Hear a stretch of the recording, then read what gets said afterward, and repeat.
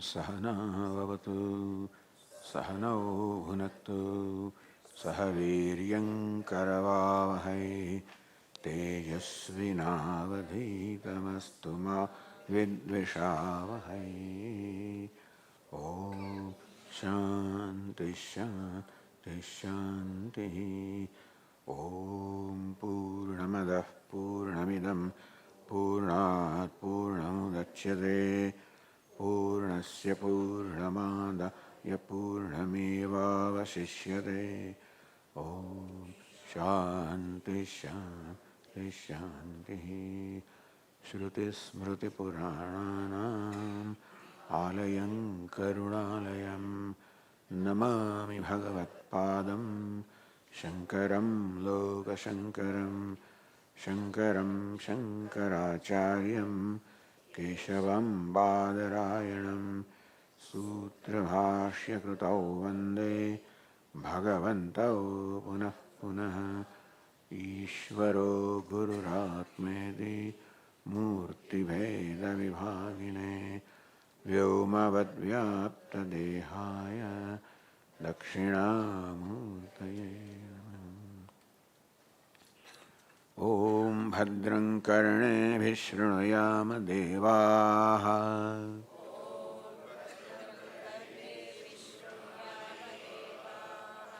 Bhadram Pashye Makshabhiryajatraha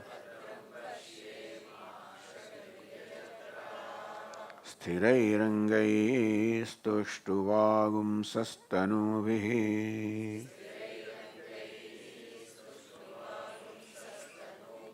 Vyashema Devahitam Yadayuhu Swastina Indra Vruddhashravaha Swastinah Pusha Vishwavedaha Swastinastarkshyo Arishtanemihi Swastino Bruhaspatir Dadhatu. Om Shanti Shanti Shanti.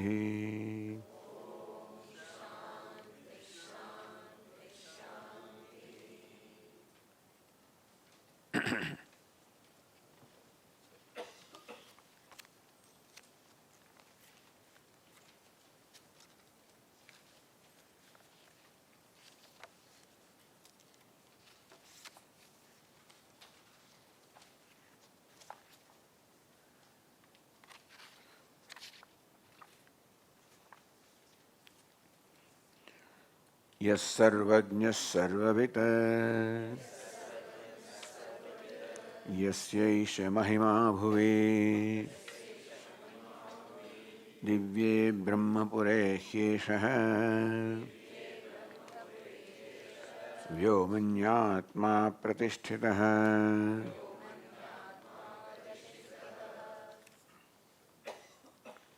Yah sarvajñah sarvavit. The Lord, with these adjectives like omniscient, omnipotent, etc., can only apply to Brahman with upadhi of Maya. By itself, Brahman is devoid of every attribute. And therefore, we cannot even call it. What something is remaining here.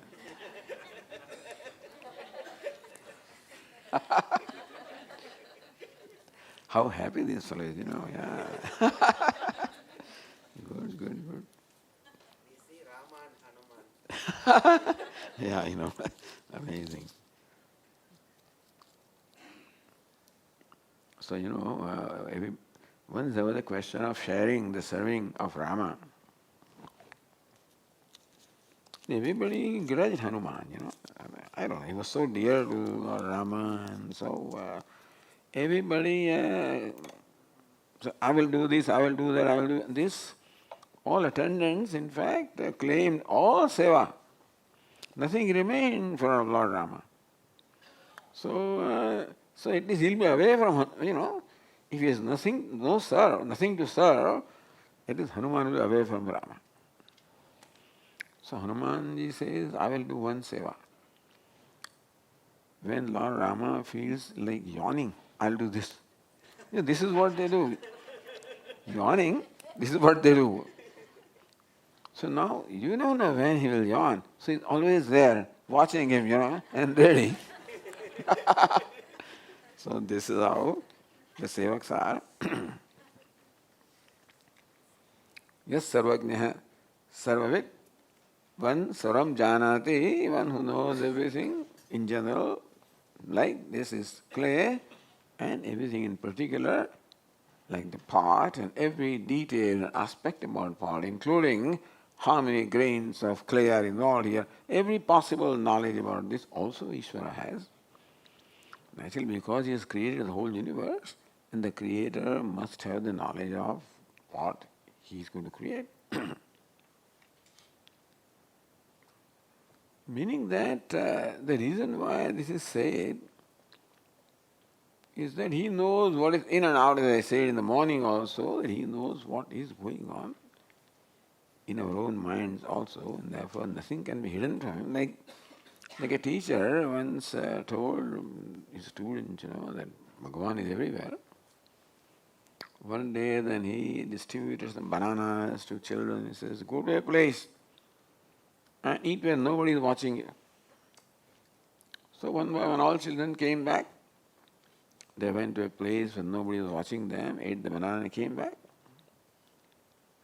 This child came back with banana. And so teacher, what happened? Didn't you find a place where nobody is watching you? He says, no, you see Ishvara is everywhere. So he's watching. So how can I, there is no place where he's not watching, so I could not find a place.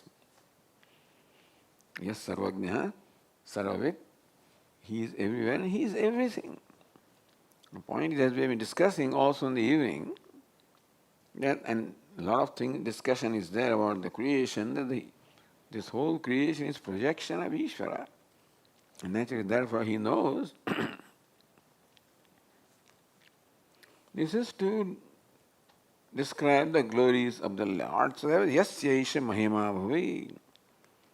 And whose Mahima, whose glory is very evident Bhuvi in the earth, in the universe.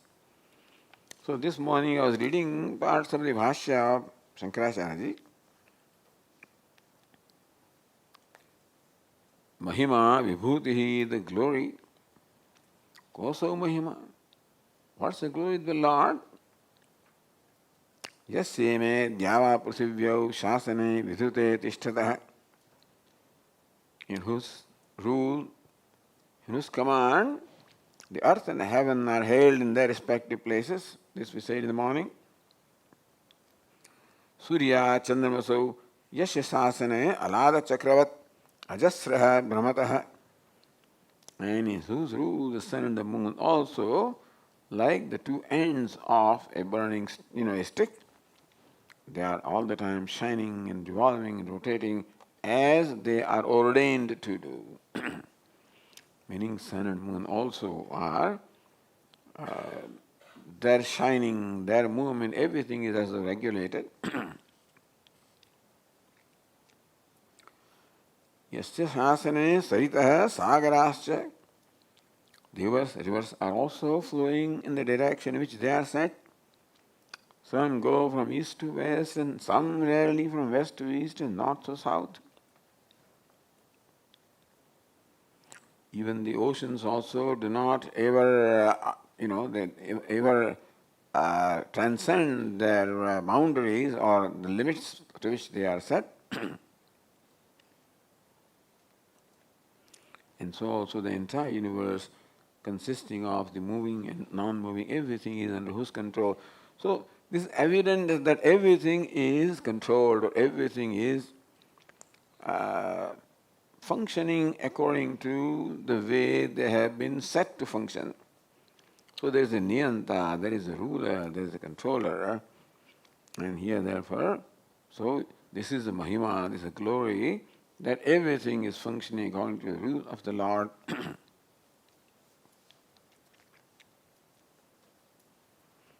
Even kartara karmani, when you perform an action, the karma phala, the result also comes in keeping with the action.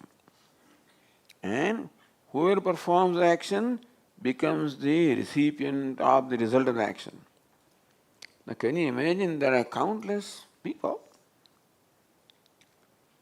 billions of human beings, and somebody has to keep an account of every action that every person is doing, because I am accountable for what I do. I must experience the result of the action that I have performed. Somebody must keep track of everything. Not only actions performed at the level of body, level of speech, level of mind. At 3 levels we perform various actions. Along with external action goes also our attitudes, intentions also. So imagine what kind of a universal computer it must be that keeps track of every mind and every body and every individual, every human being. It is true that the creatures other than human beings do not have the sense of doership, so they don't perform action in the sense that we do, meaning that other creatures are not accountable for what they do, because they don't have the doership, sense of doership, kartritvam, they don't have free will, and so they just follow their instinct. But all the human beings are accountable for what they do, and that the karma phala must be in keeping with the karma that is performed. That must be all. Somebody must make sure that this is what happens. Yasyesha mahima bhuvi, of this Lord who is omniscient, omnipotent, all-knowing, all-powerful, the Niyanta, the ruler of the universe. So this is a way of meditating also upon Ishvara. While taking walks in the nature, you can see how all the forces of nature, all manifestations of nature are all following a certain rule. Yet there is a harmony. There is no disorder anywhere in the universe other than what human being creates. Other than that, everything is in order. If there's a disorder, we can be sure that somewhere the human being has something to contribute. Why is it so? Only human being is capable of creating disorder because he has been given free will. And that is called freedom, which can be abused. And therefore, human being can abuse the free will. Whenever he becomes controlled by ragadveshas, attachment, aversions, then those impulses will make him do something which is a violent action. Other than that, everything is in order. All disorder in the universe is created by human being. In course of time, it will all come around. Meaning that it will take a long time. Ishvara is not very quick. He is slow. And so, today or tomorrow, the things will settle down. What I do today, I will be accountable for it sometime or later. Or what a whole community does, what a whole country does, etc., will also, in course of time, will yield its appropriate result. But this we can be sure of, that there is the fairness in the universe. What the law of karma means is the law of fairness. That there is no unfairness, that one does something and he is deprived of the benefit of what he did, or he is let go of the punishment that he should get. Everything is in order, including karma and karma phala.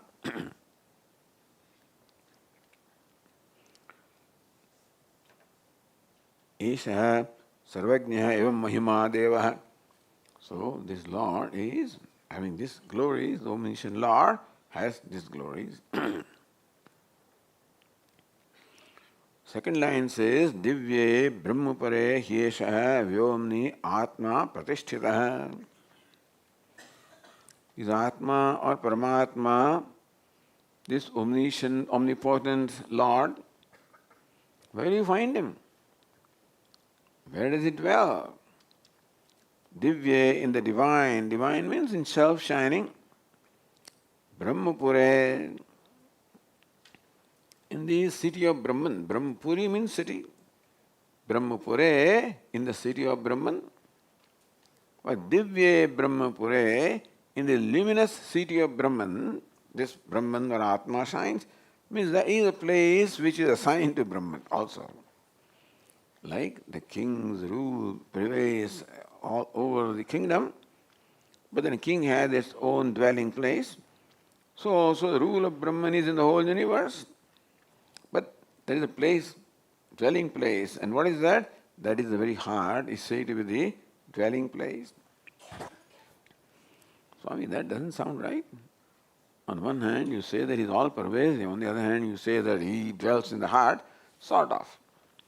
Because where do you find a person where his address is? So where do you find Brahman? In the heart.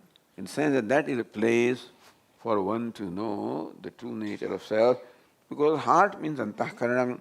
That means our mind, and particularly the mind which enjoys purity or sattvikta.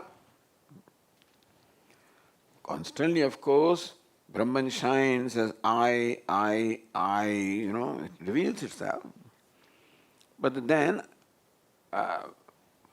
where he can be known or where it can be known is in the pure mind. So, Satyam Jnanamanta Yo Veda Nihitam Guhayam Parame Vyoman. Similar expression is there in the Taittiriya Upanishad.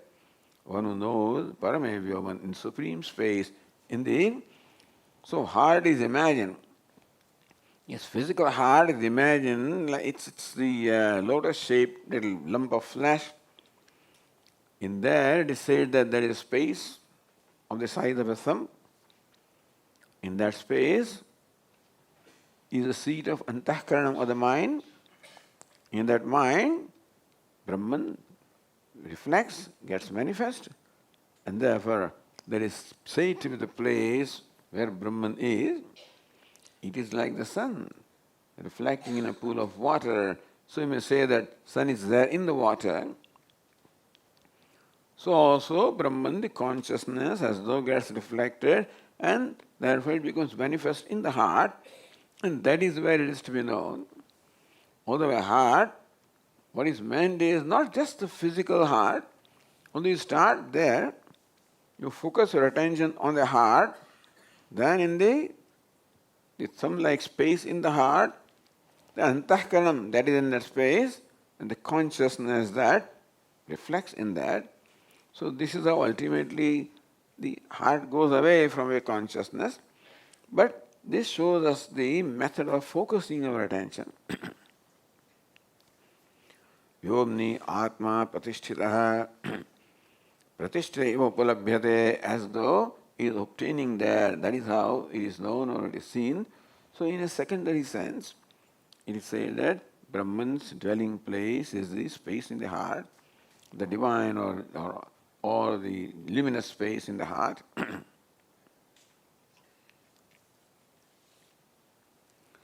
Then says the next mantra, Manomaya prana sharira neta pratisthito ne hrudayam sannidhaya tadvijnanena paripashyanti dhiraha anandarupam amrutam yad vibhati. Now further description of Atma in the manner that we can understand and have the knowledge of Atma, realize Atma or know the self. Says Manomaya. Manomaya, that which is limited by mind, conditioned by the mind. Mind is the upadhi or the limiting adjunct of Brahman or Atma. Why is it so? Manu upadhitvat. Because where does consciousness shine? Consciousness illumines every thought or vritti. In our mind, various thoughts come, one after the other. A thought is called vritti. And we know what thought is there in our mind. That is because the thought is illumined. And what illumines the thought? It is the consciousness that illumines the thought. And therefore a thought becomes the gateway for knowing that which illumines the thought. Thought is not Brahman. Thought is not consciousness, but the fact that the thought is known, when the thought shines, it shines in the light. And light of consciousness. For example, here is a flower, and we all see this flower. Now, when you see this flower, there is something else also that you are aware of, although we may not make a note of that. But when can you see the flower? When the flower is, because you've heard this number of times in the past, So, but I understand, I appreciate. So, the flower is only when it is illumined by this light. So we focus attention on flower, but not upon the light that illumines the flower. It is not the flower, but that because of which the flower shines. So that's what Kenopanishad says, that it is not the mind, but that because of it the mind thinks. It is not the speech, that is because the speech speaks. Yad manasana manute yena ahur manomatam yad vacha anabhyutitam yena vaga abhyudyate. Kenopanishad describes Shrotrasya Shrotram Manasah Manaha Vachoho Vacham. It is Shrotrasya Shrotam, the ear of the ear. Vachoho Vacham, speech of the speech. Manasaha Manaha, the mind of the mind. Do you mean that behind ear there is another ear? Behind the eye there are some other eyes? No. The idea is that because of which the ears are able to hear, that because of which the eyes are able to see, that is because of which the speech is able to speak. And therefore now shift your attention not on what you see, but that because of which you see. Not what you speak, but that because of what you speak. So thus our attention is slowly asked to be shifted. Usually we are preoccupied with what we see. Upanishad says that no, not only what you see, but yena chakshumshi pashyati. Yat chakshushana pashyati, yena chakshumshi pashyati, that which one does not see with eyes, but that because of which the eyes see. That which does not, one cannot utter by speech, that because of which the speech utters. So that is what is meant by the one that is behind. So, manomaya prana sharira neta. So one that is identified with the mind, because the mind shines, sense organs shine, they all perform their functions. Prana sharira neta. That's an interesting description. Prana sharira neta. Neta is carrier. Prana, the vital forces and the body. Atma is the carrier of prana and sharira. That's an interesting description. So I was wondering what will the Bhashyakara say.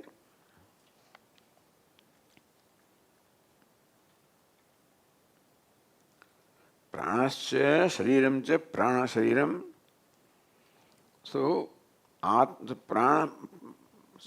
prana sharira neta. Neta means that which is the carrier or the leader of prana, the vital air and body. So what is that?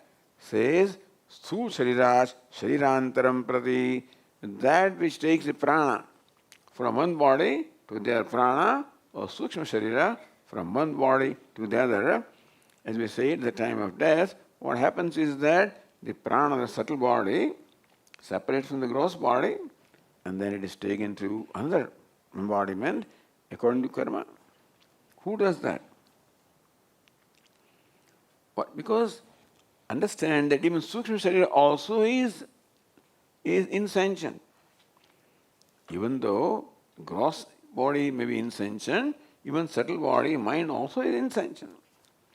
Therefore, that the mind functions, or that mind and prana, they are all taken from one embodiment to another. Who is the carrier or the leader of that? Says he's the one, the consciousness is the one that carries or takes or leads this prana from one body to the other.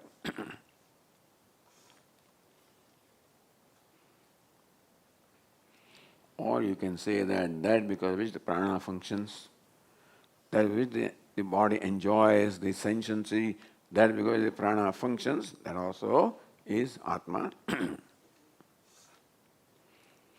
Pratisthita anne. Very interesting description.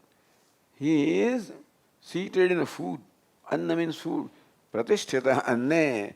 He is seated in food.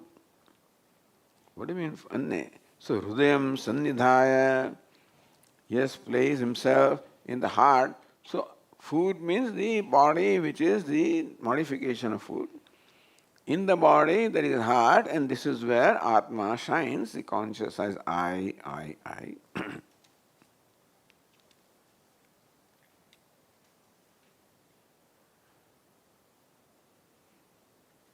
Now this is being said in order to help us focus our attention in order to know the self.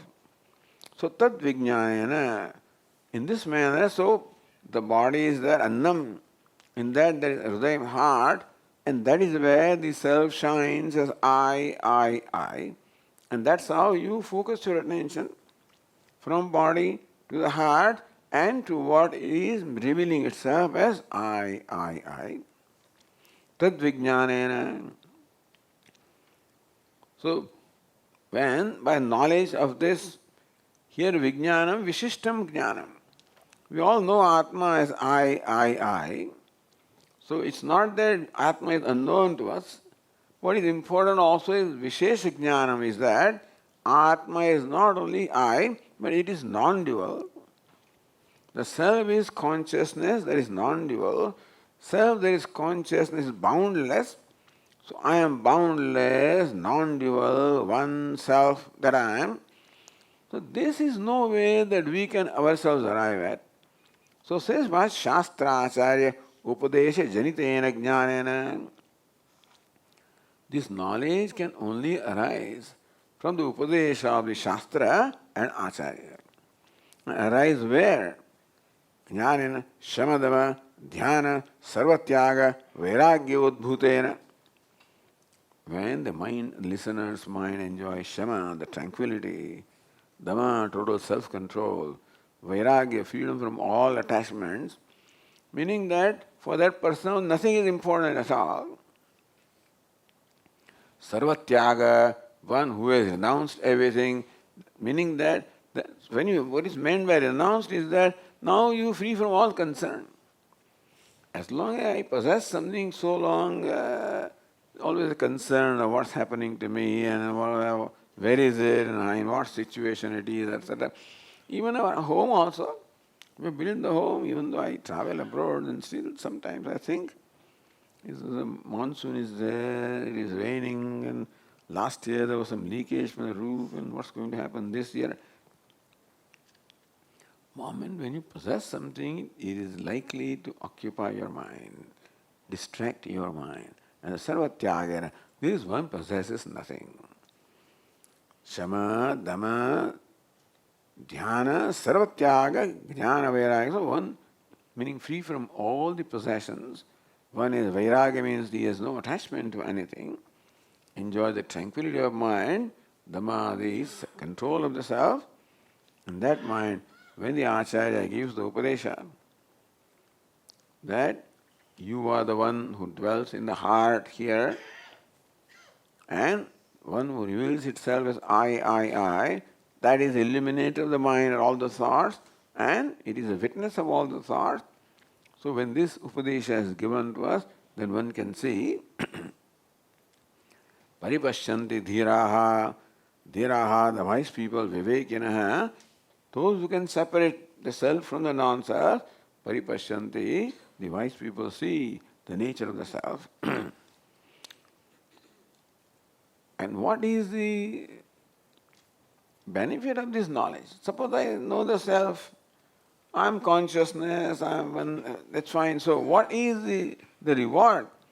Says Ananda Rupam Amrutam Yad Vibhati.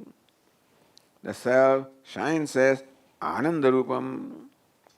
What is Ananda? Sarva, Anartha, Dukh, Ayasa, Prahem. That which is devoid of all the pain, all the sorrow, all the exertion, where there is a total freedom from pain and exertion. Vibhati, that shines on its own. So the Ananda which is shining on its own is what this Viveki or the wise discriminating person sees as a result of the Upadesha of the teacher.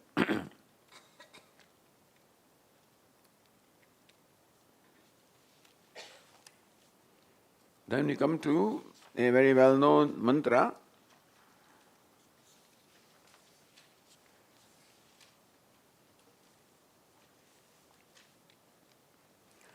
न तत्र सूर्यो भाति न चंद्रतारकम् नेमा विद्युतो भान्ते कुतोऽयमग्निः तमेव भान्तम् अनुभाति सर्वम् तस्य भासा सर्वमिदं विभाति.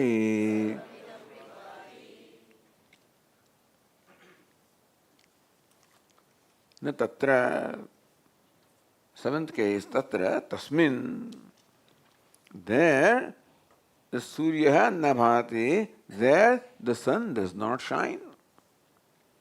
Where? Atma bhute brahmani. In the self which is Brahman, there the sun also does not shine. Sun is that which illumines everything. What is meant by it does not shine mean that even sun also does not illumine the Atma.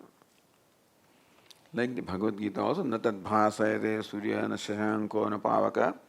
That is the anuvada of this mantra. That the sun does not shine. Na chandra, the moon does not shine. Tarakam, the stars do not shine. Vidyutaha, the lightnings do not shine. Kutoyam agnihi, where is this fire? So in the Mundakaopanishad, there is a famous dialogue between sage Yajnavalkya and his disciple Janaka. At one point in time, King Janaka asks of sage Yajnavalkya, Kim Jyotirayam Purusha? Kim Jyotirayam Purusha, Yajnavalkya, what is it in light of which this person performs all his vyavahara? He sits at home, moves about, does his work, goes out, comes back. In light of which does this person perform all this vyavahara? Answer is very simple. Aditya Jyotiram Purusha, hey Samrat, O King, it is Aditya, the sun, in light of which the person is at home, sits at home, performs functions at home, goes out, comes back. That's right. Then Janaka thinks further. But then, when the sun sets, then what is the light in which now this person performs all these functions? In the light of moon, Samrat. Evameva Yajnavalkya, that is right. In the light of moon, then at night, then the person, his house is illuminated by moon, he performs activities at home, goes out, performs his task, comes home. Evameva Yajnavalkya, you're right, Yajnavalkya, that's how it is. But now, when the moon also sets, not only that, he says sun also sets and moon also sets. Sun may set and moon may shine. Moon may set and sun may shine. No, when sun sets and moon also sets, then in what light does this person perform all his vyavahara? In the light of fire. What is fire? The torch. So in those days, now we have this torch here, otherwise we have the torch, which was the light, fire. So in the light of fire, person performs all the vyavahara. At home, he goes out, finishes his task, comes home. Evameva yajnavalkya, that's right. But then sun also has set, moon also has set, and fire also has become quiet. Because some time will come when he will run out of fuel. So fire also gets extinguished. Then in what light? Now the total darkness. So now you can't even, so dark that you can't even see your hand. Becomes so dark. Then in what light does this person perform all his vyavahara? He is at home, does his task there, goes out, comes back. So what's the light? Now when is that situation? When sun also does not shine, moon also does not shine, the fire also is extinguished, then he says, well, in the light of speech he does it. So even when you are, suppose you are walking through a forest, there's someone out there, Swamiji, this way. So that is when this word or the speech is what in fact guides me to perform my activities. I can go at home also. If light goes away all of a sudden, Swamiji, this is your glasses are here, this is here, that. So by speech I know what's there at home. I go out and this is how the speech guides me. Then says, now the sun also has set, the moon also has set, the fire also is extinguished, the speech also is quiet. Then in what light does this person perform the vyavahara? So what is it describing? When does it happen? Sun is also not shining, moon also is not shining, fire also is not shining, even speech also is not shining. That is a state of dream. So we find that in dream also the person performs all the vyavahara as in the waking state. In dream also looks like there is light that illumines everything, in which light this person does what he normally does, similar to what he does in the waking state. So then Janaka asks of Yajnavalkya, when sun also is set, moon also is set, and fire also is extinguished, speech also is quiet, and that is a state of dream. Then, so in dream also, then person performs all the vyavahara at home, goes out. So what light? None of these lights is available there. Atrayam Purusha Swam Jyotir Bhavati. He says it is Atma eva Jyotisha. It is the Jyotis or the light of the Atma that this person does all the activities. Meaning that in the dream, when the conventional luminaries have no entry, then also it is the light of the self, the consciousness that illumines the dream, and in dream, in absence of all the conventional luminaries, this person performs all his vyavahara.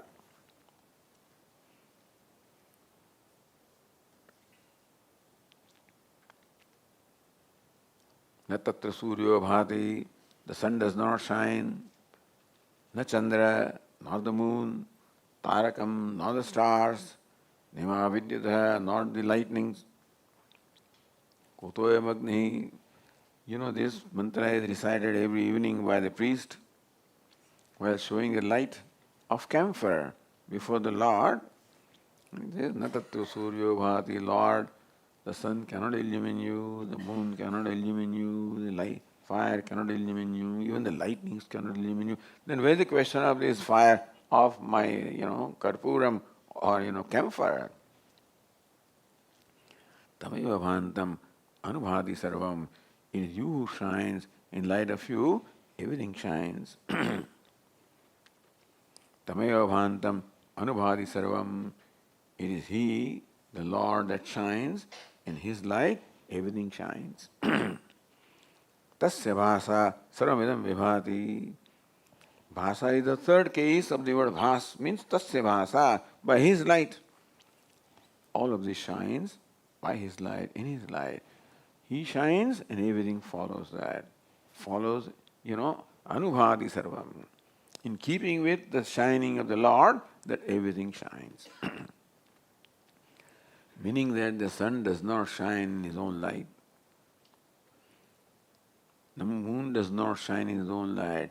There's someone that illumines the sun, someone that illumines the moon, and lighting, and fire, and all luminaries that we know, there is someone that illumines them. Someone gives them the capacity to shine and illumine everything else. Now, this is something that we would never suspect. We take for granted that all these luminaries are self-effulgent and they illumine the world. Says, no, they also do not shine in their own light, meaning that they don't have the capacity to shine on their own. It is something that imparts them the capacity to shine. And so, anubhati. The example is that sometimes we get burned. Swamiji says, what happened? I got, Swamiji, while taking bath, I got burned by water, hot water. Ladies sometimes while cooking also, while frying, then oil flies back. Sometimes touch, that hot frying pan. So, the tea burned me, the frying pan burnt me. Tea does not burn you. Frying pan does not burn you. What burns? It is the fire that burns. But we say that the frying pan burned me, this one burned me, I got, so this is all good, I am injured. Similarly, it is fire that, burns through all these different agencies. Similarly also, it is the self, the Lord, that shines through all of these luminaries. So this is the interpretation of Adidevika, meaning that the luminaries, the divine lights or divine luminaries, with reference to that, the same similar explanation can also be given at Adhyatmika, the individual level also, because there the sun and the moon and the fire. Sun, as you know, is the presiding deity of eyes. Moon is the presiding deity of mind. Fire is the presiding deity of speech. So thus, sun is the presiding deity of eyes, and that stands for all the organs of perception. Na tatra surya bhati, the sun does not shine there, meaning that the eyes do not illumine that, sun does not illumine that, eyes do not illumine that, meaning that all sense organs cannot illumine that. That is not the object of illumination by sense organs, which cannot be objectified by sense organs.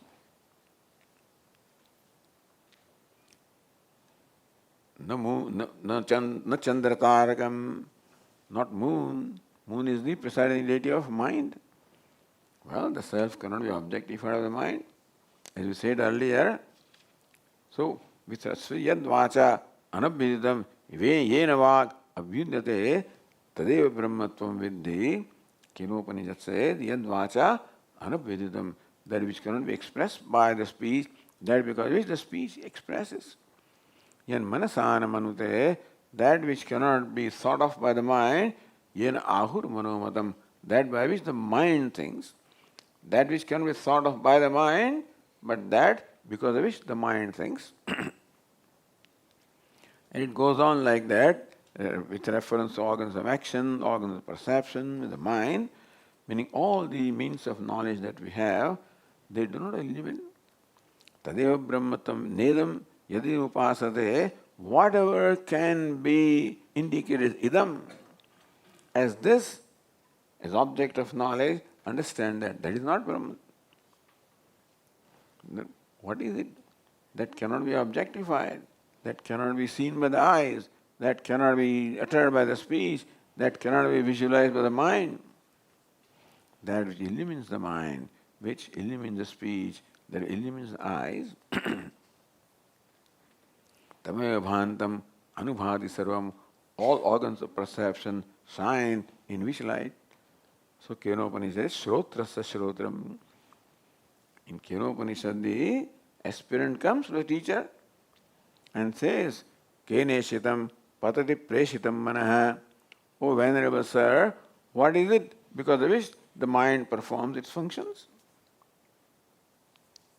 Kena pranaha, what is it because of which this prana also, the vital air also performs function, goes up and down? What is it because of which they speak the words through speech, etc. So what makes the eyes and ears also perform their functions?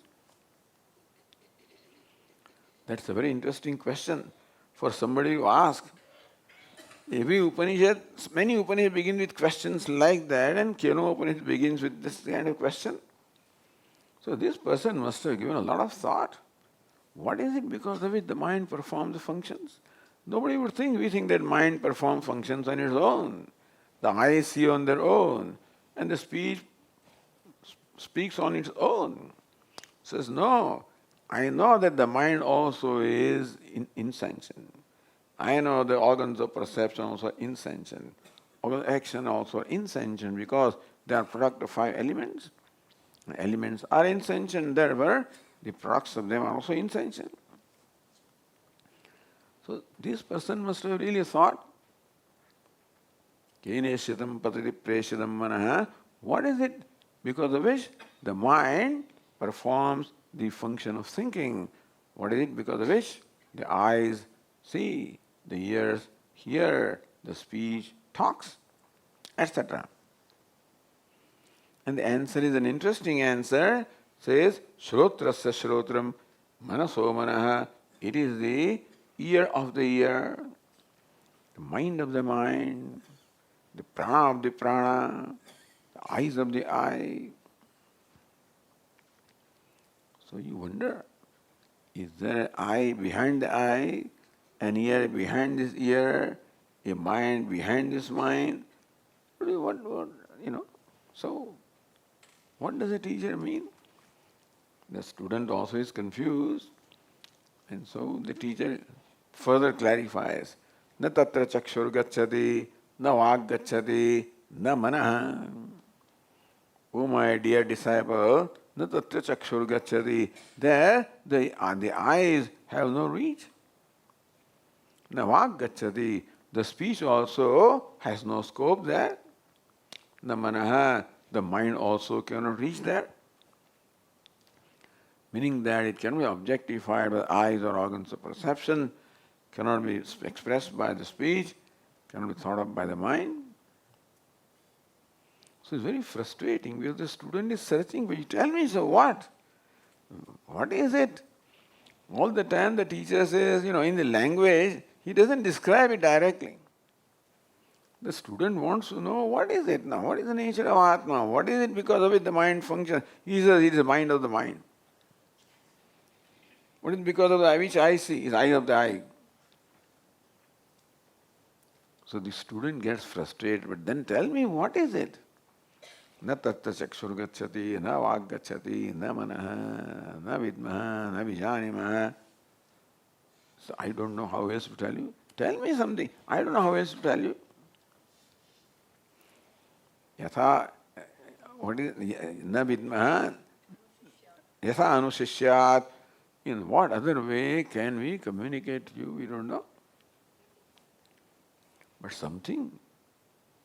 So then the teacher obliged him by giving a formula.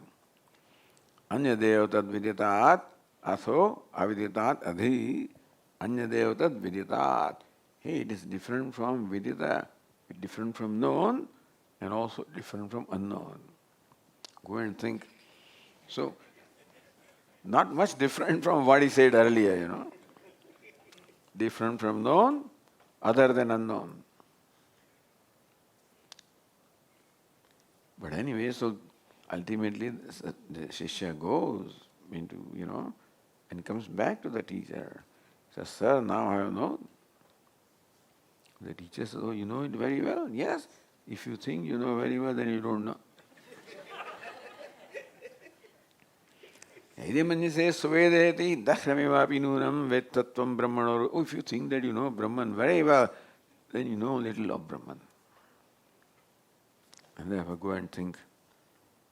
So, again he is sent back to think further. So, mimamsa mevate, you must do the mimamsa, you must do the vichara. But it's not like, thank you, sir, I mean, I leave you, I don't bother. After all, I seem that you are not capable of telling me. I don't think that you can impart knowledge to me. But those shishyas were very, that's called not only obedience, but it's called also Shraddha. That no, he has Shraddha in the words of the teacher and the capability of the teacher also. So he follows the ajna of the teacher and goes and comes back to the teacher. Earlier teacher said, Yadi manyase suvedeti, if you think you know very well, then you know a little bit only. Mimam samevate, you must think further. Naham manye suvedeti. Now the student comes back. Naham manye suvedeti. I do not say that I know it very well. Means you do not know. No na Veda. I don't say that I don't know. Veda cha, know it also. He replies in the same way, meaning that the way the teacher taught him, he doesn't repeat those words. But he repeats the word, he describes the word understanding. That, yes, sir, I have understood exactly, known exactly what you say. Naham manye suvedeti. I do not say that I know very well. That means you do not know. No na Veda. I don't say I don't know. Veda cha, I know also. And then he declares, whoever among us also knows this way, he alone knows. So I don't say that I know. Nor do I say I don't know. When he says, I don't say I know, meaning that I do not know Atma as a part or as a flower, as an object. And I say, I don't say that I don't know. I know because Atma is self-effulgent. It's my own self, self-effulgent. And therefore, I know it not as an object, as the very subject, as my own self, as the self-effulgent consciousness. This is tameva bhantam anubhati sarvam tasya bhasa saramidam vibhati. That shines and everything shines in the light of itself.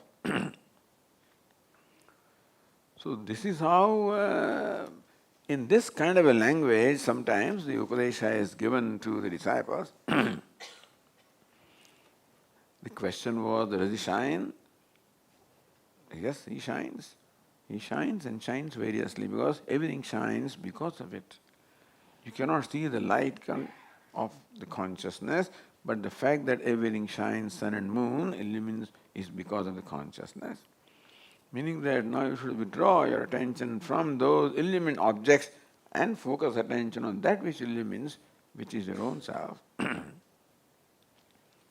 So this is where the one section becomes complete, and we'll continue our discussion tomorrow. Om Purnamadah Purnamidam Purnat Purnamudachyate Purnasya Purnamadaya Purnameva Vasishyate. Om Shanti Shanti Shanti. Shankaram Shankaracharyam Keshavam Badarayanam Sutrabhashya Krutau Vande Bhagavantau Punah Punah Ishvaro Gururatmeti Murti Bheda Vibhagine Vyomavad Vyapta Dehaya Dakshinamurtaye. Om Shanti Shanti Shanti. Hari Om. Shri Gurubhyo Namaha. Hari Om. So tonight I have requested Swamini